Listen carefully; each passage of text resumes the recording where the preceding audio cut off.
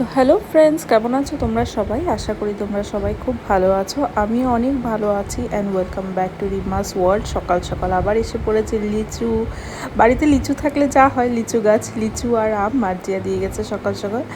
তারপরে বিকেলবেলা এখন আমি রেডি হয়ে একদম পুরো টিপটপ হয়ে যাচ্ছি একটা বার্থডে পার্টিতে। উপরে আমাদের ঘরের মানে উপরের তলাতে আমার এক বান্ধবীর মেয়ের বার্থডে, তো ওর ঘরে যাচ্ছি। এদিকে জিকো তো চলে গেছে মার্জিয়ার সাথে, আমার জন্য আর ওয়েট করারও সময় নেই। তারপরে গিয়ে দেখি ও এখানে ডান্স করছে। আজকে হলো এই হলুদ টপ পরা যে মেয়েটা ডান্স করছে, ওর বার্থডে। ওর নাম হচ্ছে আমায়রা, আর ওর আজকে জন্মদিন। ওর জন্মদিন উপলক্ষে আমরা এসেছি। আসলে জন্মদিনটা অনেক দিন আগেই হয়ে গেছে। আজকে মানে কেক কেটে একটা ছোট্ট একটা গেট টুগেদার রেখেছে আমাদের সবার জন্য। সব বান্ধবীরা আমরা এসেছি, সব খুব এনজয় করেছি। সবাই এরকম মনে হচ্ছিলো যেরকম আমরা নিজেদের ছোটোবেলাকার জীবনে চলে গেছি। Happy birthday.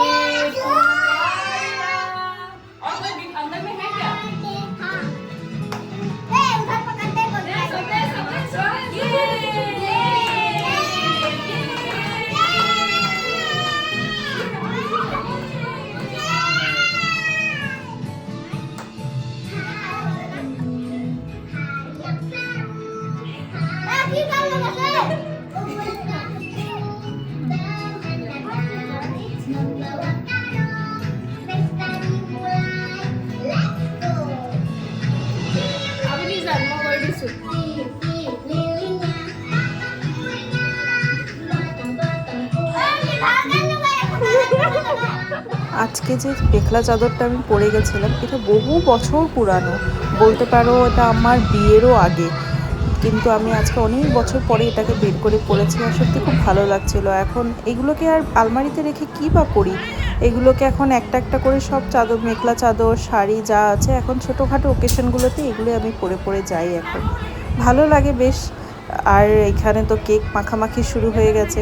সবার আগে কেক মাখামাখিটা শুরু করেছে হলো মার্জিয়া, তারপরে ওকে দিয়েছি। খুব দুষ্টু একদম, এখনও খুব ছোট, তো মনের ভিতরে মানে ছোট বাচ্চামিটা এখনও যায়নি। তারপরে ওকে আর কি বলবো, আমাদের সবারই বাচ্চামি যায়নি ভিতর থেকে। সবাই আমরা খুব এনজয় করেছি, একজনের গালে অনেক কেক মাখামাখি করলাম। আমার অনেক আনন্দ হয়েছিল সেই দিনটা। সেই দিন তারপরে আমরা সব বান্ধবীরা মিলে একটা রিলসও বানিয়েছি। একটা না, প্রায় অনেকটাই রিলস বানিয়েছি। আপনাদের সাথে পরে আমি এটা শেয়ার করব। আমি শর্টসে রিলসগুলোকে শেয়ার করে দিব। ফেসবুকে আমি শেয়ার করেছি, এখন আমি ইউটিউবে শেয়ার করিনি, ইউটিউবেও শেয়ার করে দিব।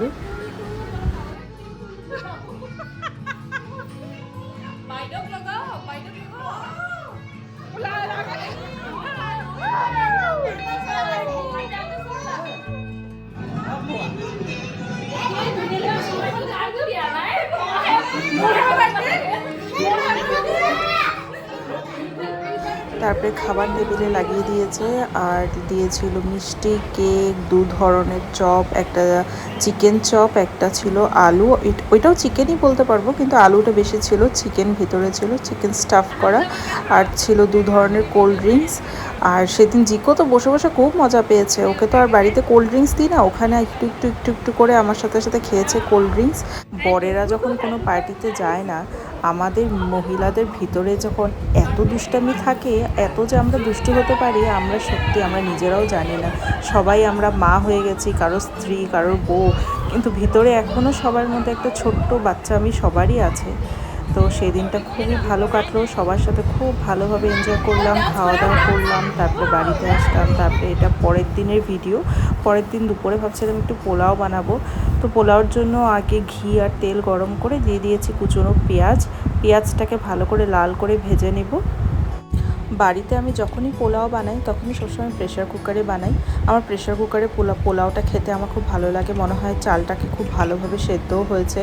আর আমি কুকারই ভালো পারি পোলাও বানাতে। অনেকেই কড়াই বা সসপ্যান এগুলোতে বানায়, কিন্তু আমি পারি না, ওগুলোতে আমার ভালো হয় না। আমি জলের আন্দাজটাই ভালো করে বুঝতে পারি না, কুকারে আমার একদম খুব পারফেক্টলি হয়ে যায়। আর টিরিয়ানিতে এগুলো তো সসপ্যানেই বানাই। আর এখানে নিয়ে নিয়েছি আমি জোহা চালটাকে ভালো করে ধুয়ে জল ঝরিয়ে, তারপরে কাজু, কিশমিশ আর গোটা গরম মশলাগুলো সব দিয়ে দিয়েছি। খুব বেশি একটা দিনে অল্পই দিয়েছি গোটা গরম মশলা। তারপরে এই চালটাকে আমি ঢেলে দিচ্ছি এখন এই পেঁয়াজের মধ্যে। এখন তারপরে আমি ভালো করে চালটাকে আগে ভেজে নেব। তো এই পোলাওটা আমি বিয়ের পরেই বানানো শিখেছি। বিয়ের আগে আমরা এরকম করে পোলাও বানাতাম না। আমি নিরামিষ যেটা বাসন্তী পোলাও সেরকমই বানাতাম আগে বিয়ের আগে, কিন্তু বিয়ের পরে শিখেছি এই পোলাওটা আমার শাশুড়ির থেকে। উনি খুব ভালো বানায়, তো ওনার হাতের থেকে আমি এই পোলাওটা শিখেছি। আর এই পোলাওর মধ্যে মেইন যে ফ্লেভারটা দেয় হলো আদা রসুনের পেস্ট। এখন আদা রসুনের পেস্টটা দিয়ে দিব, এটাকেও ভালো করে আমি ভেজে নিব চালের সাথে, তাহলে কাঁচার যে গন্ধটা এটা তাহলে চলে যাবে আর খুব সুন্দর একটা স্মেল বেরোবে। তো এখন আমাদের পোলাও চাল অনেকটাই ভাজা হয়ে গেছে, নুন দিয়ে দিলাম, নুন দিয়ে আরেকটু কিছুক্ষণ ভেজে নিব। আর বানাবো মালাই পানির। মালাই পানিরের জন্য এই পানিরটা আমি বাড়িতেই বানিয়েছি। এখন পানিরটাকে আমি টুকরো টুকরো করে সুন্দর করে কেটে নেব। এদিকে চালটা ভাজা হতে হতে বসিয়ে দিয়েছি একটু গরম জল। জলটাও গরম হতে থাকুক, কেন কি পোলাওতে কোনোদিনও ঠান্ডা জল দিতে নেই। ঠান্ডা জল দিলে পোলাওটা নিচে লেগে যাবে, তাই একদম ফুটন্ত গরম জলটা দিলে পোলাওটা খুব সুন্দর হয়। তো আজকে যে পনিরটা বানিয়েছি এটা আমি বাড়িতে বানিয়েছি গরুর দুধ দিয়ে, প্রায় 1.5 লিটার দুধ দিয়ে এতটুকু পনির হয়েছে। তো যাই হোক, আমাদের 3 জনের দুবেলা ভালো করে হয়ে যাবে। সুলেমান একদম ভালোবাসে না পনির খেতে, তাও মালাই পানির টানির এগুলো বানালে তখন একটা দুটো তাও মুখে দেয় আর কি, বা এমনি আমি মিক্সড ভেজিটেবলের মধ্যে যদি পনির দিয়ে দিই তখন খায়, কিন্তু এমনি পনির খেতেও খুব একটা পছন্দ করে না। ভেবেছিলাম চিকেন আনবো, কিন্তু চিকেন আনা হয়নি। চিকেন যে দিয়ে যায় বাড়িতে ছেলেটা, ও একটু অসুস্থ, তো তাই চিকেন আনা হয়নি। মালাই পানিরই বানালাম আর একটু পোলাও করলাম। আর এখন দিয়ে দিব জল দিয়ে তারপরে ঢাকনাটা দিয়ে দিব। ঢাকনা দিয়ে তারপরে ঠিক 2 থেকে 3 সিটি দিয়ে দিব। আপনারা যতটুক চালের আন্দাজ বুঝে জলটা দিবেন, যতটুক চাল ঠিক তার ডবল গরম জল। আর মানে গ্যাসের ফ্লেমটা একদম হাই ফ্লেমে রাখবে, একদম কমাবে না, একদম হাই ফ্লেমে দিয়ে ঢাকনা দিয়ে পুরো 2 থেকে 3 সিটি আপনারা দিয়ে দিবেন। অনেকেই পোলাওতে চিনি দেয়, কিন্তু এই পোলাওটাতে চিনি দিতে প্রয়োজন হয় না, কেন কি নুনটা খুবই কম দিই, তো এর জন্য এমনি মিষ্টি মিষ্টি হয়ে যায়, চিনি দেওয়ার প্রয়োজন পড়ে না। আপনারা চাইলে চিনি অ্যাড করতে পারবে। তো এখন খাওয়া দাওয়া সব শেষ, সব কমপ্লিট করে একটু ব্যালকনিতে দাঁড়িয়েছি, দেখছি সূর্য অস্তটা। এত ভালো লাগছিল দেখতে, তা ভাবলাম আপনাদের সাথে শেয়ার করি। আমি আজকে ভাবছিলাম মলাই পনিরের রেসিপিটা আর পোলাওটা কেমন হয়েছে এটা আপনাদের সাথে শেয়ার করব, কিন্তু বিশ্বাস করুন খাওয়ার সময় এত তাড়াহুড়া ছিল তখন আমি আর এগুলো কিছু আর শ্যুট করতে পারিনি, আপনাদের সাথে শেয়ারও করতে পারিনি।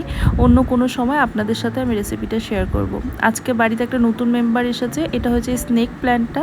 তো এটাকে আমি লাগিয়ে এখানে সামনে রেখে দিয়েছি আমার দরজার পাশে। আর এই প্ল্যান্টটা দেখুন, এটা অনেক দিন হয়েছে এসেছে।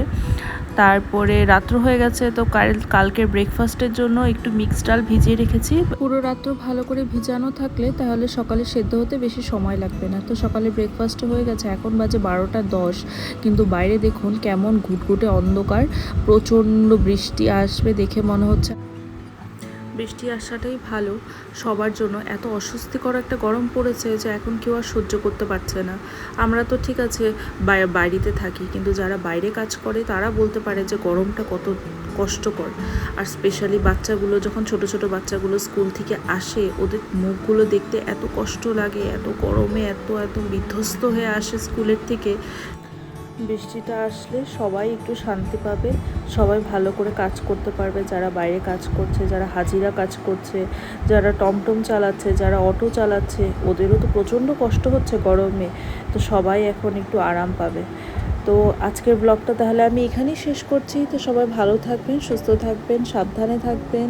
আর আমার ব্লগটা কেমন লাগলো, যদি ভালো লাগে তাহলে একটা লাইক করে দেবেন। আর চ্যানেলটিকে যারা এখনও সাবস্ক্রাইব করেননি প্লিজ সাবস্ক্রাইব করে দেবেন। তো thank you for watching, tata bye bye, খুব ভালো থাকবেন আপনারা। আবার নতুন একটি ব্লগে আপনাদের সাথে দেখা হবে। Bye bye.